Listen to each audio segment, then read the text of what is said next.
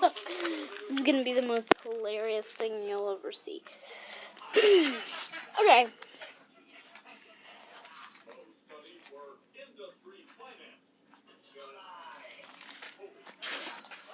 So one day, me and my brother were sitting on my couch, and he offered me what was called a fortune cookie. Being a 2-year-old, I did not know what to do. So we went outside. I examined the cookie. He was like, "Okay, eat it." See here, here's my brother, and here's me.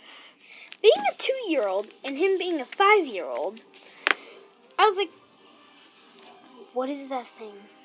So he was about to laugh. I saw him about to giggle. So, again, not knowing what it was, I ate it. Full on. But there was something that stayed in my mouth. And he was laughing so hard. I was like, "What did you poison me with? Did you poison me?" "No, man." And again, we got into a fight again. We always get into fights. I'll use this for the next animation. Anyways, so I was like, "What did you poison? What did you poison me with?" No, man, I didn't poison you with nothing. It's just the fortune cookies with paper in them." So, yeah, I spit it back out, and I ran out of paper too, so I spit it back out. Next thing I know, there's paper in my mouth, and I couldn't read it, so back in the hatch, down the hatch. Boop. I ate it once more. So, yeah. I was kind of stupid then. I'm kind of stupid now. Yeah. That's very bad. So, that was my most embarrassing story ever. Very embarrassing. I didn't know what a fortune cookie was then. And I know now to never eat them whole. Break them apart. And I spent many nights awake thinking the paper would just blow me up. Blow out of my stomach like just eat me whole then. Because I ate it. Ugh. I got over that phobia, I think. I haven't had a nightmare about it anymore. But it took a few years, actually, just to get over my scary phobia, my paper phobia. So I didn't touch a piece of paper until I knew that it wouldn't pop out. Now, of course, that night, one night,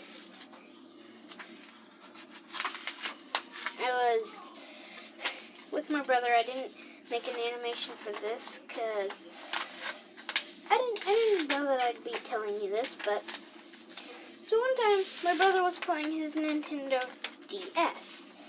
Now, of course, not knowing that it was a DS, I just looked at him and said, "Can I play it?"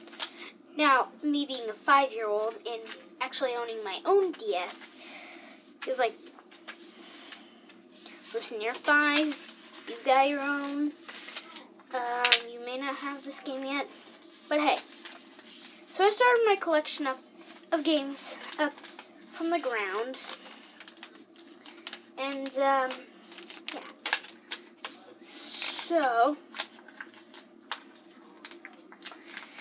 I built my collection from 4 games to 10 games to 20 games, and that's where I stopped. Then I got Super Mario Maker about 7 years after I got 20 games. Yeah. And I'm 10 now. I spent 10 years getting some video games. It was worth it. I mean, of course I had to buy this Super Mario Maker. And Astro Boy. And Ben 10 I got from my brother. And then he had Ice Age. And how I got Ben 10 was we traded. Yeah, we traded games. I believe it was for my Bakugan game and his Ben 10 game.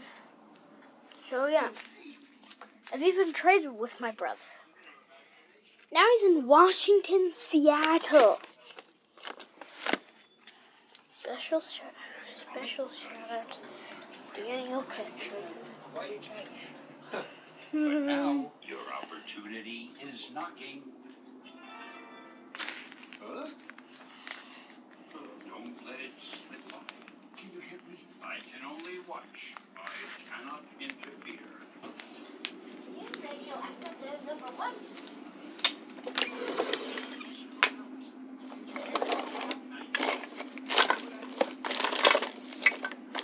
Looking for some tape.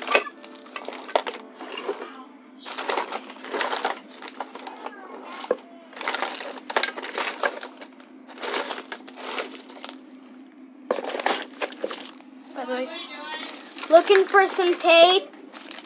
Okay. Why? Yeah. No, I didn't. Sure.